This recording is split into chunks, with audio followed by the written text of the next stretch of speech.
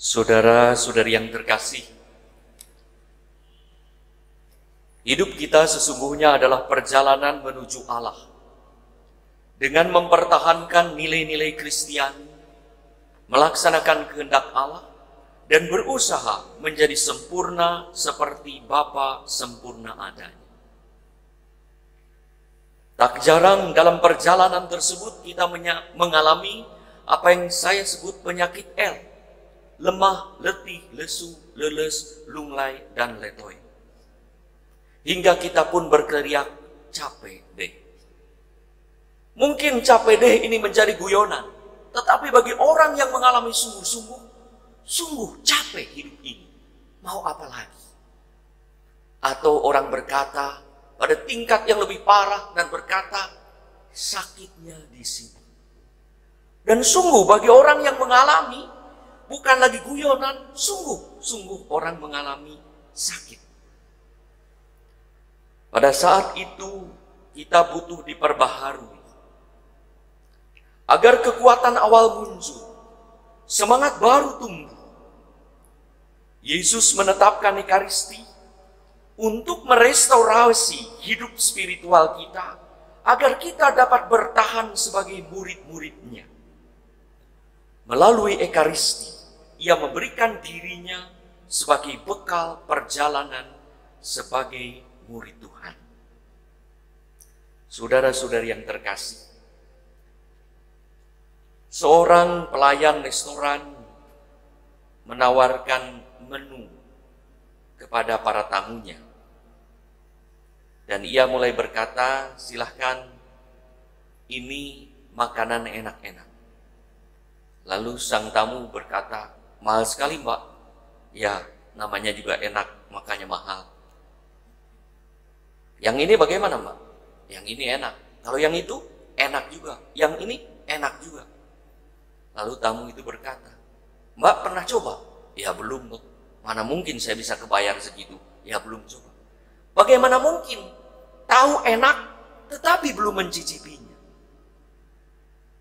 Saudara-saudari yang terkasih, pada zaman Yesus, hidup di Palestina itu berat dan keras. Berbatu-batu, berdebu, berbukit-bukit, dengan iklim yang panas dan kering. Biasanya rakyat mengadakan perjalanan dengan berjalan kaki. Hanya orang kaya atau saudagar yang mengadakan perjalanan dengan naik unta atau keledai. Bisa dibayangkan kalau mengadakan perjalanan, orang bisa sampai ke tujuan beberapa hari. Untuk itu diperlukan tempat menginap, berteduh, dan makan. Para pejalan kaki membutuhkan tempat istirahat. Biasanya pelayan langsung mencuci kaki para tamu yang kelelahan. Kaki direndam air hangat, dipijit-pijit. Seperti refleksi saat ini. Hingga terjadi pemulihan, ada restorasi, ada pembaharuan kekuatan, agar bisa melanjutkan perjalanan ke tempat tujuan. Dari situlah kita kenal kata restoran. Tempat makan untuk memulihkan kekuatan, menghilangkan rasa lapar. Saudara-saudari yang terkasih, salah satu makna Yesus membasuh kaki para rasul adalah melepaskan rasa letih para murid dan memberi kekuatan baru lewat perjamuan.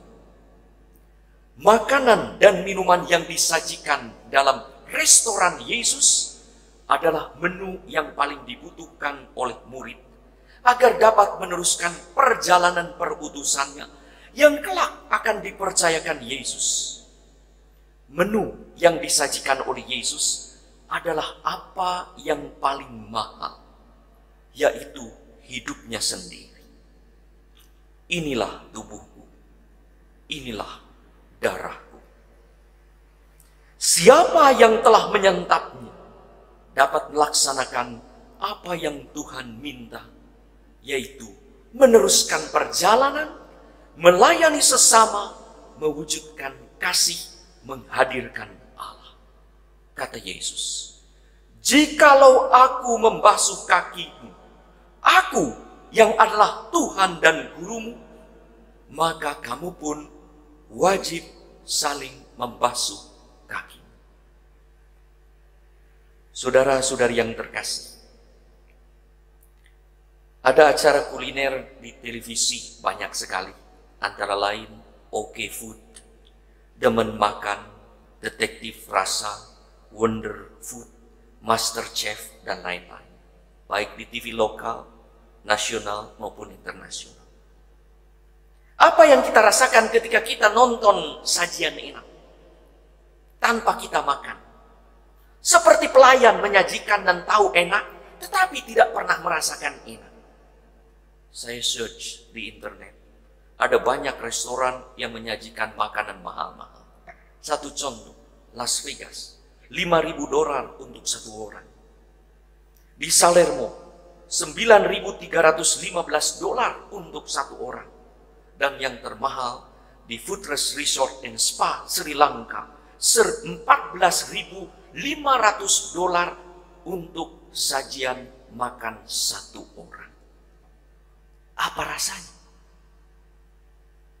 Mungkin bagi orang yang pernah asa gaya saja, pernah makan di situ. Orang miskin tak bisa makan. Atau orang yang punya uang pun, kalau sakit tak bisa makan juga.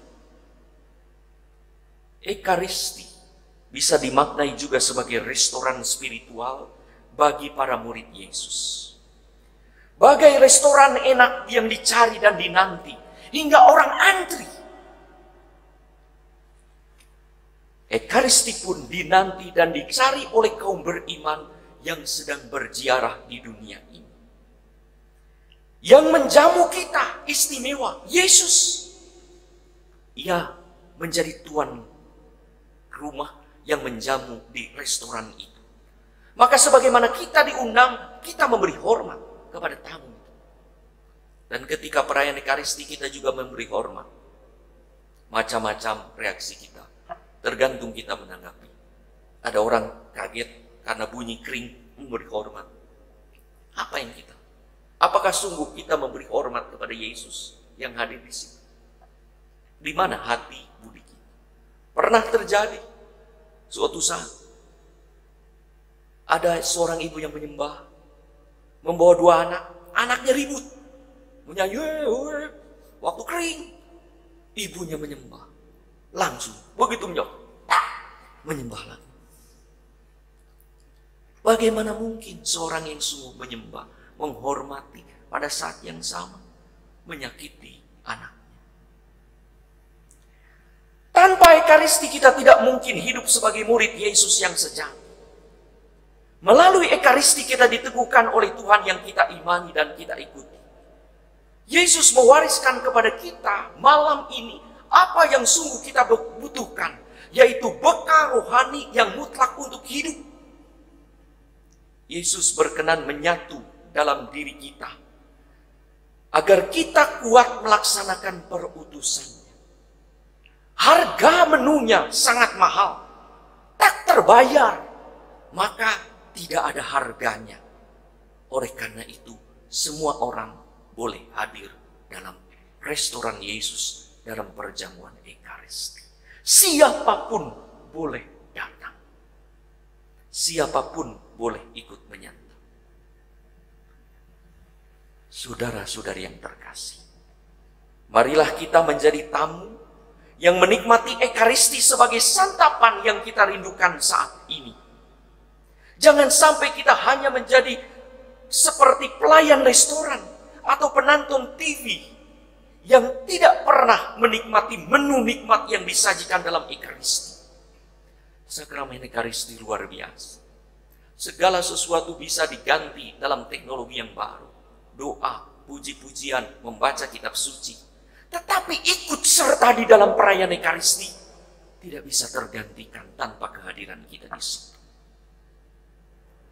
Mudah-mudahan saat kita di rumah ini streaming adalah saat kita memaknai kembali Ekaristi, merindukan Ekaristi, sehingga pada suatu hari sungguh dapat menikmati Ekaristi itu dan menghormati Yesus yang menjadi tuan rumah sekaligus menjadi santapan dalam Ekaristi. Jika kita mengalami bahwa Ekaristi sebagai restoran spiritual yang tanpanya kita mati, yang tanpanya kita letih, lesu, lemah, tak berdaya. Tentu ketika saatnya tiba, kita boleh ada kesempatan Ekaristi. Kita akan selalu berusahakan untuk bisa makan dalam restoran tersebut, berapapun harganya, apapun usaha yang harus kita lakukan. Mari kita rindukan Ekaristi, dan ketika saatnya nanti tiba ada kesempatan Ekaristi, mari kita sungguh-sungguh Ekaristi sebagai warisan yang sangat berharga dari Yesus, yang memberikan kepada kita dirinya agar kita kuat dalam perjalanan menghadirkan Allah, menyelamatkan diri, membahagiakan kita semua, menunjukkan kasih satu sama lain.